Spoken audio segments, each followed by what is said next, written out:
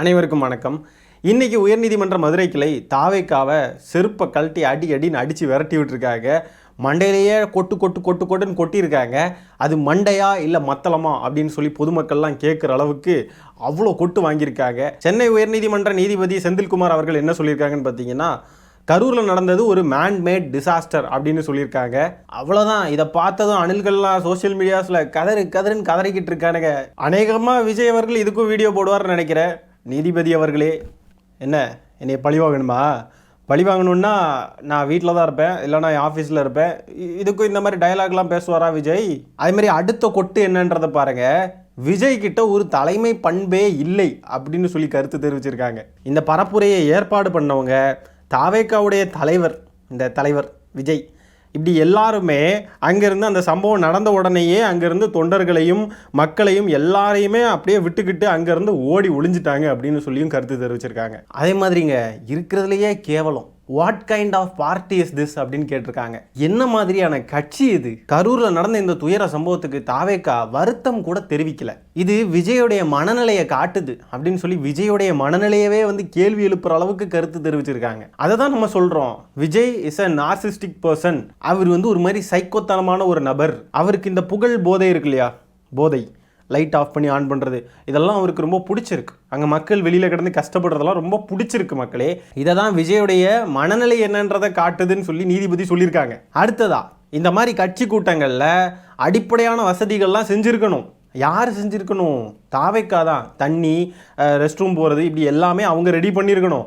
ஆனால் நீங்கள் ஏன் அடிப்படையான வசதிகள் கூட செஞ்சு கொடுக்கல உங்கள் தொண்டர்களுக்கு, உங்களை பார்க்க வந்த மக்களுக்குன்னு சொல்லி தாவேக்காவுக்கு கேள்வி எழுப்பியிருக்காங்க. அடுத்தது என்ன தெரியுமா? சிபிஐ விசாரணைக்கு உத்தரவிட நீதிமன்றம் மறுப்பு தெரிவிச்சிருக்காங்க. நீதிமன்றத்தை இந்த மாதிரி அரசியல் மேடையெல்லாம் ஆக்கிட்டு இருக்காதீங்கன்னு சொல்லி ஒரு கொட்டு. சிபிஐ விசாரணையை கோரிய மனுதாரர் பாதிக்கப்பட்டவரா அப்படின்னு சொல்லி கேட்டிருக்காங்க. இது எப்படி இருக்குன்னா, கொலை பண்ணினவனே இல்லை இந்த கேஸை இவங்க விசாரிக்க கூடாது, சிபிஐக்கு மாற்றுங்க அப்படின்னு சொல்லி கேட்டால் எப்படி இருக்கும்? அந்த மாதிரி இருக்குது. அதை தான் நீதிமன்றம் காட்டமாக ஒரு கொட்டி விட்டுருக்காங்க. காவல்துறை நடத்துகிற விசாரணையில் திருப்தி இல்லை அப்படின்னா சிபிஐக்கு மாற்றலாம். ஆனால் நீங்கள் எதுக்காக விசாரணை தொடங்குறதுக்கு முன்னாடியே சிபிஐக்கு மாற்றணும்னு சொல்லி அடம் பிடிக்கிறீங்க அப்படின்னு சொல்லி அடுத்த கொட்டு. இந்த சிபிஐ விசாரணை விஷயத்தில் ஒரு விஷயம் பாருங்க. சமீபத்தில் இந்த லாக்அப் டெத் நடந்துச்சு இல்லையா, அஜித்குமார் அவர்கள், அந்த விவகாரத்தை சிபிஐ கிட்ட ஒப்படைக்கிறப்போ இவனுக்கு என்ன தெரியுமா சொல்லிட்டு இருந்தானுங்க? ஐயோ, திமுக பாஜகவுடைய பி டீம், ஐயோ என்ன பண்ணுறாங்க பாருங்க, கேஸை இவங்களே விசாரிக்கலாமே, இவங்க ஏன் சிபிஐ கிட்ட கொடுக்குறாங்க அப்படி இப்படின்லாம் பேசிக்கிட்டு இருந்தானுங்க. இப்போ இவங்க கட்சியுடைய அதோவ் அர்ஜுனா சிபிஐக்கு தான் ஒப்படைக்கணும்னு சொல்கிறாப்புல. இப்போ இவங்க மட்டும் எதுக்காக சிபிஐ கிட்ட ஒப்படைக்கணுமா? இதே ஆதவ் அர்ஜுனா பேசின ஒரு காணொலியை பாருங்களேன். மதுரை ஹைகோர்ட் ஒரு நம்பர் கமிஷன் போட்டு தானே என்கொயரி பண்ணிட்டு இருக்காங்க. ஏன் சிபிஐ போடணும்? இப்ப நீங்க சிபிஐ கொடுத்ததுனால அதுல மூடி மறைக்க. சிபிஐ கொடுத்ததே காலம் தாண்டி ஒரு 5 வருஷம் கேஸ் தள்ளி போடுங்கன்னு சொல்றதுதான் சிபிஐ. நீ என்ன சார், கால தாமதம் ஆக்குறதுக்காக தான் சிபிஐ கிட்ட கொடுப்பாங்களா? அப்போ நீங்கள் இப்போ அதுக்கு தான் கேட்குறீங்களா? காலதாமதம் ஆக்கணும்னு தான் நீங்கள் கேட்குறீங்களா? அடுத்த கொட்டு என்னன்றதை பாருங்கள். சம்பவம் நடந்ததுக்கப்புறம் மாற்று கட்சியினர்லாம் அங்கே மக்கள் கூட நின்னாங்க, மக்களுக்கு உறுதுணையாக இருந்தாங்க, மக்களுக்கு தேவையான விஷயங்கள்லாம் செஞ்சாங்க. அதுலேயும் குறிப்பாக திமுக நிறைய விஷயங்கள் பண்ணிச்சு. நீங்கள் எங்கே போனீங்க? நீங்கள் தான் மக்கள் கூட முதல் ஆளாக நின்றுக்கணும். ஆனால் நீங்கள் எதுக்காக மறைஞ்சி மாயமாக போனீங்க அப்படின்னு சொல்லி அடுத்த கொட்டு கொடுத்துருக்காங்க தாவேக்காவுக்கு. எத்தனை கொட்டுங்க, கொட்டுன்னு வாங்கி, ஐயோ மண்டையில் வடிவேல் ஒரு படத்தில் அப்படியே வரிசையாக கொட்டிக்கிட்டு போவாங்க, அப்படியே மண்டையில் அப்படியே பெருசாக வீங்கி நிற்கும் தெரியுமா? அதை விட மோசமான வீக்கம் இவனுங்களுக்கு ஆயிருக்கு. இப்போ அடுத்த கொட்டு என்னன்றதை பாருங்க. பெரும்பாலானவங்க நீர்ச்சத்து குறைபாடு காரணமாகவே உயிரிழந்திருக்காங்க அப்படின்னு சொல்லி உடற்கூறாய்வில் தெரிவிக்கப்பட்டிருக்கு. நீங்கள் ஏன் அடிப்படையாக ஒரு தண்ணி கூட கொடுக்க வேண்டாமா அப்படின்னு சொல்லி அடுத்த கொட்டு கொடுத்துருக்காங்க. அடுத்தது அந்த யம வாகனம் இருக்கு இல்லையா, யம வாகனம், இத்தனை மக்கள் சாகிறதுக்கு காரணமாக இருந்த அதே யம வாகனம், அந்த வாகனத்தில் விஜய் வர்றப்போ பைக்கில் 2 பசங்க இடிபட்டு விழுந்து கிடந்தானுங்க இல்லையா, அந்த விவகாரத்தில் ஹிட் அண்ட் ரன் வழக்கு பதிவு செய்யணும் அப்படின்னு சொல்லி நீதிமன்றம் உத்தரவு பிறப்பிச்சிருக்காங்க. அந்த வாகனத்தை பறிமுதல் செஞ்சுருக்க வேண்டாமா நீங்கள் அப்படின்னு சொல்லி தமிழக அரசுக்கு கேள்வி எழுப்பியிருக்காங்க. அடுத்த கொட்டு என்னன்றதை பாருங்க. ஒரு கட்டுப்படுத்தப்படாத கலவரம் போல இந்த சம்பவம் நடந்திருக்கு, ஒரு கலவரம் போல இருக்குன்னு சொல்லியிருக்காங்க. அப்போ அந்த வார்த்தையை பாருங்க, கலவரம் அப்படின்னா என்ன? அது ஒரு மோசமான ஒரு நிகழ்வுங்க கலவரம்ன்றதெல்லாம். அந்த ஒரு வார்த்தையை விஜயை பார்க்க போன இடத்துக்கு யூஸ் பண்ணுறாங்கன்றது அப்போ எவ்வளோ பெரிய ஒரு சம்பவம் பாருங்க. ஒரு இடத்துல கலவரம் நடந்தால் தான் வெட்டு குத்து அடி உதன்னு விழுந்து பல பேர் உயிரிழப்பாங்க. ஆனால் இங்கே பாருங்கள், விஜயை சும்மா பார்க்கணும்னு சொல்லி போனவங்கெல்லாம் இறந்துருக்காங்க. அப்போ பார்த்துக்கோங்க எந்த அளவுக்கு ஒரு கட்டுப்பாடற்ற கூட்டம் இவங்க அப்படின்ட்டு. அதே மாதிரி தமிழக வெற்றி கழகத்துக்கு இந்த நீதிமன்றம் கடுமையான கண்டனத்தை தெரிவிக்கிறதுன்னு தனியாக கண்டனம் வேற தெரிவிச்சிருக்காங்க. எந்த அளவுக்கு கொட்டு வாங்கியிருக்கானுங்கன்னு பாருங்க. அடுத்தது பாருங்க, இந்த ஆதவர்ஜுனா போட்ட பதிவு இருக்கு இல்லையா, இந்த வன்முறை தூண்டும் விதமாக பதிவு போட்டதுக்கு அதுக்கு சட்டப்படி என்ன நடவடிக்கை எடுக்கணுமோ அந்த நடவடிக்கை எடுக்கணும் அப்படின்னு சொல்லி நீதிமன்றம் உத்தரவு போட்டிருக்காங்க. அடுத்ததாக உயர்நீதிமன்ற மதுரை கிளை என்ன சொல்லியிருக்காங்கன்னு பார்த்தீங்கன்னா, கரூர் சம்பவத்தில் தமிழ்நாடு அரசு சிறப்பான நடவடிக்கைகளை மேற்கொண்டிருக்காங்க. அரசு என்னதான் நடவடிக்கை மேற்கொண்டாலும் மக்கள் சுய கட்டுப்பாடோட இருக்கணும் அப்படின்னு சொல்லியிருக்காங்க. அடுத்ததா முன்ஜாமீன் மனு விசாரணை நடந்திருக்குங்க. அதுல புஷியானந்த் தரப்பு என்ன வாதம் வச்சிருக்காங்கன்னு பாருங்களேன். கரூர்ல நடந்தது வெறும் விபத்து தாங்க ஐயா, அது திட்டமிட்ட செயல்லாம் இல்லைங்கய்யா அப்படின்னு சொல்லியிருக்காங்க. அப்போ இவங்க சொன்ன சதி அது இதுன்னு நிறைய விஷயங்கள் சொன்னாங்களே, சதி பண்ணிட்டாங்க, செந்தில் பாலாஜி ஏதோ பண்ணிட்டாரு, முதலமைச்சர் ஏதோ பண்ணிட்டாங்க, அப்படி இப்படி. அப்போ இதெல்லாம் இவங்களே இல்லைன்னு சொல்லிட்டாங்களா? விபத்துன்னு சொல்லிட்டாங்க, அப்போது சதி இல்லையா? இவ்வளோ நாளும் சதின்னு சொல்லிக்கிட்டு இப்போ ஜாமீன் வாங்கணுன்றதுக்காகவே பாருங்க விபத்துன்னு சொல்லிட்டாங்க. இவ்வளோதான் தாவேக்கா. கூட்டத்துக்குள்ளே ஆட்களை இறக்கி விட்டுட்டாங்க, 1000 பேர் வந்தாங்க, ஏதோ கத்தி வச்சு வெட்டுனாங்க, இன்னைக்கு ஏதோ கெமிக்கல் பவுடர்லாம் யூஸ் பண்ணாங்கன்னு சொல்லிலாம் நீதிமன்றத்தில் வாதம் பண்ணியிருக்காங்க. எங்க செருப்பு பறந்துச்சு அது இதுன்னாங்க. இப்போ என்னன்னு பார்த்தா என்னங்க இப்படி படுத்தே விட்டானையா அப்படின்ற மாதிரி இருக்காங்க. அந்த தாவேக்காவுடைய கரூர் மாவட்ட செயலாளர் மதியழகன் ஒருத்தரை கைது பண்ணாங்க தெரியுமா? பாவங்க அந்த ஆளை கலட்டி விட்டுட்டாங்க.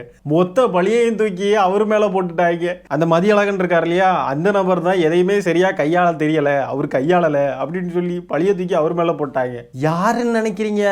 புஷியானந்த் தரப்பு. என்னங்க இது? நான் ஒன்றும் நிகழ்ச்சியை ஏற்பாடு பண்ணலைங்க. நிகழ்ச்சியெல்லாம் ஏற்பாடு பண்ணது எல்லாமே அந்த மாவட்ட செயலாளர் தான். அவரை அரெஸ்டும் பண்ணியாச்சு. அதனால எனக்கு முன்ஜாமீன் கொடுங்க யா அப்படின்னு சொல்லி கேட்டிருக்காங்க. பார்த்தீங்களா எப்படி நழுவி ஓடுறாங்கன்னு? தான் பொறுப்பேற்க முடியாதுன்னு சொல்லி மாவட்ட செயலாளரை காட்டி கொடுத்துட்டு ஓடிட்டாப்புல. இதுதான் தாவேக்கா. இவங்களால இவ்வளோதான் பண்ண முடியும், கூட நிற்க முடியல பாருங்களேன். மாவட்ட செயலாளர் மாட்டி விட்டுட்டு இதில் வேற அந்த மாவட்ட செயலாளர் அந்த மதியழகன் அவருடைய மனைவி வேற என்னெல்லாமோ பேசிகிட்டு இருந்தாங்க. இப்போ பார்க்க பாவமாக இருக்குது. இவங்களை நம்பி இருந்தால் ரொம்ப கஷ்டம். ஒரு மாவட்ட செயலாளர் இப்படி கோர்த்து விட்டுக்கிட்டு தப்பிக்க பார்க்குறாங்களே, அவங்களுக்கு எப்படி தப்பிக்க முடியுமோ அதை மட்டும்தான் பார்க்குறாங்க.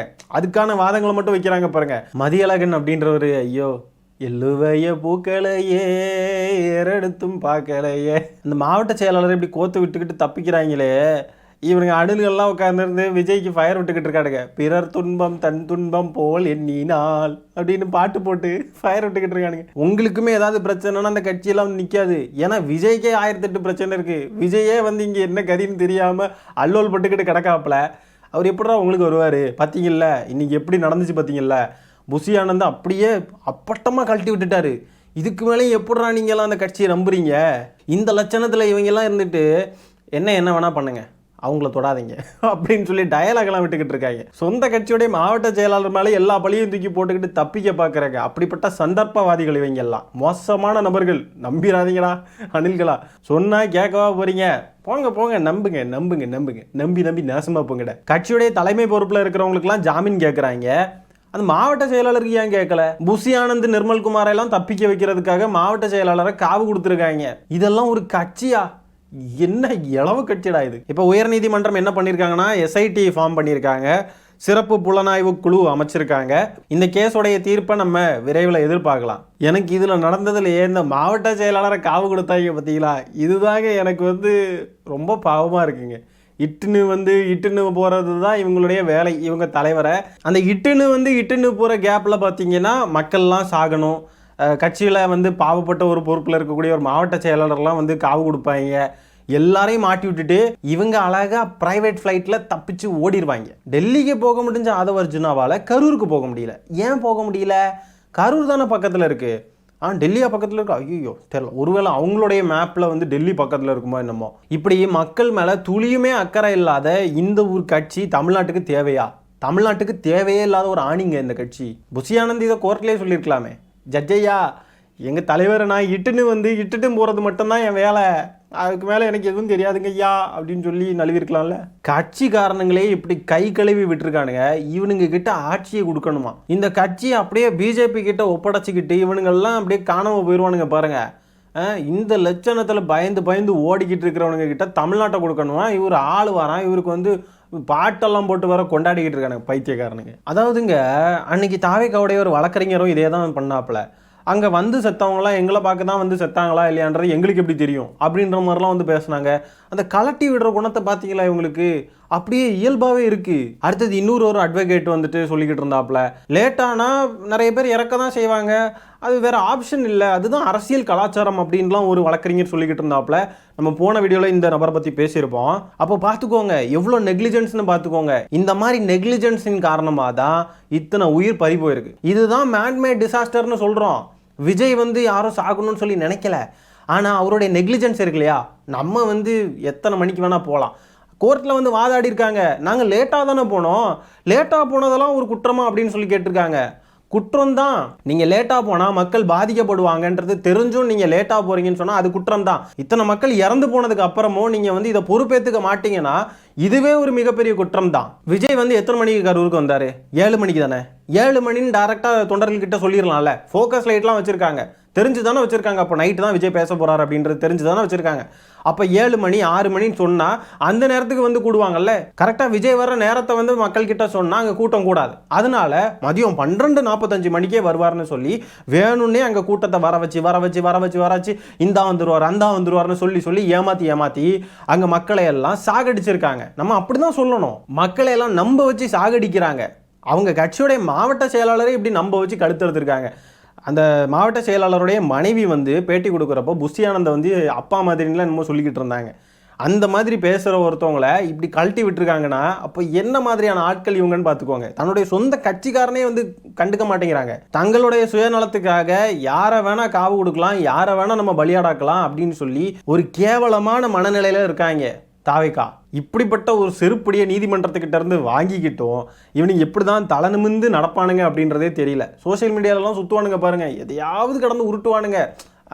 எங்களுக்கு எதுவுமே நடக்கலை, எங்களை பார்த்து எல்லாரும் கதறீங்களா, நீதிமன்றம் கதறீங்களா, நீதிபதி கதறாரு அப்படின்னா அப்படி தான் இருப்பானுங்க. அவனுங்களுக்கு நம்ம மேலே தப்பு இருக்குன்றதெல்லாம் அக்செப்டே பண்ண மாட்டானுங்க. இதுதான் இந்த கட்சி. இந்த பைத்தியக்கார கும்பல் கூட எல்லாம் அரசியல் பண்ண வேண்டிய சூழல் வந்திருக்கு பார்த்தீங்களா. ரொம்ப கஷ்டங்க. இந்த காணொலியை நான் இதோட என் பண்ணிக்கிறேன். நன்றி, வணக்கம்.